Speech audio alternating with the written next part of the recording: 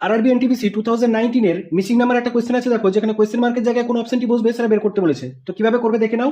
প্রথমত এখানে যে দুটো ফিগার আছে সেখানে যে নাম্বারগুলো আছে তার মধ্যে রিলেশনটা আমি দেখবো, সেম রিলেশন আমি এখানে অ্যাপ্লাই করবো। ওকে, তাহলে লজিকটা যদি আমি এরকম ভাবি 8 + 4 = 12 আর 12 + 2 = 14, এখানে এই দুটো যোগ করলাম আর এই দুটো যোগ করলাম, টোটালটাকে যদি আবার যোগ করি তাহলে 26, এই 26/2 যদি করি তাহলে দেখো আসছে 13।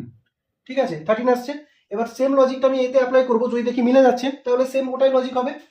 এবার 16 + 8 = 24 আর 24 + 4 28, টোটাল আসছে 52।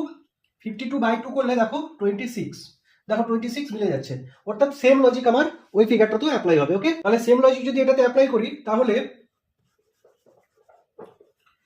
14 + x + 22 + 2 = 44। কেন 44 করলাম? কারণ এখানে প্রথমে অ্যাড করার পর যে লজিকটা আসছিল বাই 2 করার পরে এই মিডলে নাম্বারটা আসছিল, তাই তো?